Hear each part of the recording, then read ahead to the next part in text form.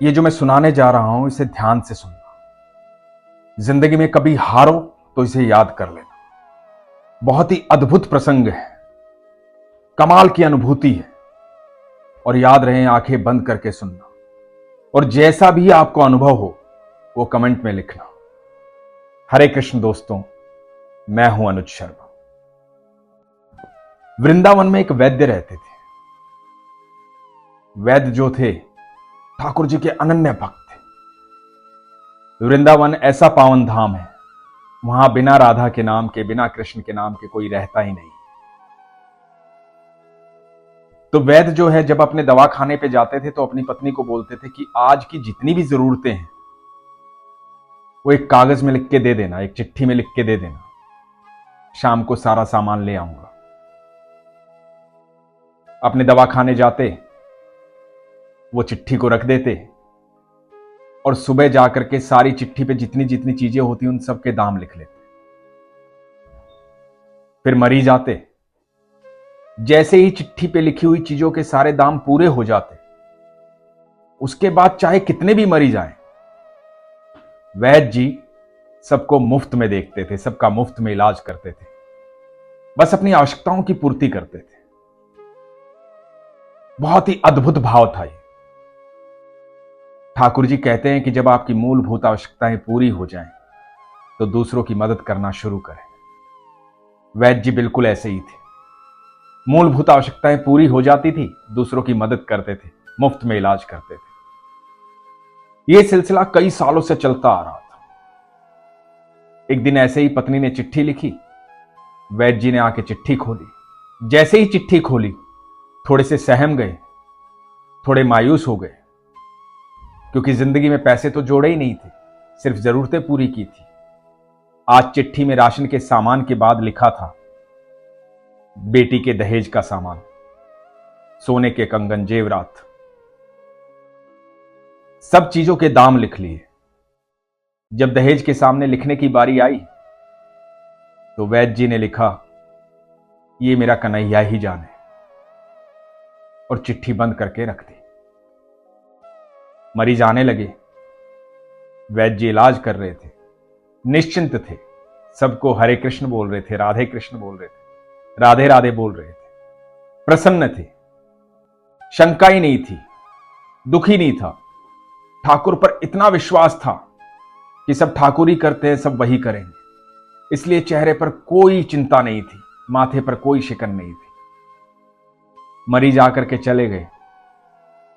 एक बड़ी सी गाड़ी आई, गाड़ी से एक व्यक्ति उतर कर आया, वैद्य जी को आके प्रणाम किया, हरे कृष्णा बोला, राधे राधे बोला। वैद्य जी ने बैठने के लिए कहा। वैद्य जी ने कहा कि आपको नाड़ी दिखानी पड़ेगी, तभी आपकी बीमारी बता पाऊंगा, आपको कोई दिक्कत है तो वो बताइए। उस व्यक्ति ने कहा कि मैं इलाज के लिए नहीं आया वैद्य जी, आपने मुझे पहचाना नहीं, मैं करीबन 12-13 साल बाद आपके पास आया हूं। वैद्य जी बोले, माफी चाहूंगा, मुझे याद नहीं। तो उस व्यक्ति ने कहा कि आपको याद नहीं होगा, मेरी शादी हुई थी, मैं और मेरी पत्नी बड़े परेशान थे, हमें संतान सुख की प्राप्ति नहीं हो रही थी, हमने कई जगह इलाज करवाया था लेकिन कुछ फायदा नहीं हुआ था। तब आपके पास आए तो आपने यहां बिठाया और हम दोनों को समझाया था कि सांसें देने वाला कृष्ण है, जीवन देने वाला कृष्ण है, सबको जन्म देने वाला कृष्ण है, सारी सृष्टि को बनाने वाला कृष्ण है, सब कुछ कृष्ण है, तो इधर उधर क्यों जा रहे हो, कृष्ण पर भरोसा रखो, सब अच्छा होगा, सब सही होगा। मेरा ठाकुर सबको खुश रखता है, सबको सुखी रखता है, बस एक बार विश्वास करके देखो। आपकी इस बात के साथ साथ हमारे भीतर जो आत्मविश्वास बढ़ा था वो बड़ा अद्भुत था। उसके बाद आपने दवाई की पुड़िया दी और कहा कि इसे ले लेना, ठाकुर का नाम लेना, राधा रानी का नाम लेना, सब अच्छा होगा। जब हम घर गए तो हर पुड़िया पर लिखा था राधा राधा राधा राधा, कृष्ण कृष्ण कृष्ण कृष्ण। हमने वो दवाई ली। उसके बाद मेरा तबादला हो गया, मैं यहां से इंग्लैंड चला गया। इंग्लैंड से 12 साल बाद वापस लौटा हूं। मेरे पास 3 संतान है, एक बेटा है, 2 बेटी है। सब आपका आशीर्वाद है, आपका प्रेम है, ठाकुर जी की देन है। ठाकुर जी ने अद्भुत कृपा की। तब से लेकर आज तक मेरे घर में एक पल भी बिना राधा कृष्ण के नहीं जाता। हम आपके बहुत आभारी हैं। मुझे इंग्लैंड से यहां आना पड़ा क्योंकि मेरी भांजी की शादी थी। मेरी इकलौती बहन है, विधवा है। भांजी की शादी के लिए मैं आया था, सारी व्यवस्थाएं मैंने की थी, लेकिन अचानक से एक एक्सीडेंट हुआ और भांजी का देहांत हो गया। बहुत दुख हुआ। करीबन करीबन 15 दिन बीत गए हैं। तो मुझे याद आया कि आपकी भी एक बेटी है, वो भी विवाह योग्य हो गई होगी। मैं आपके पास इसलिए आया कि मेरी भांजी का देहांत हो गया, परंतु मैं दहेज का सारा सामान ले चुका था और मुझे ज्ञात है कि आपकी बेटी भी विवाह योग्य हो गई है। तो मैं उसके सारे दहेज की व्यवस्था करना चाहता हूं। मैं सबको एडवांस में पैसे दे चुका हूं।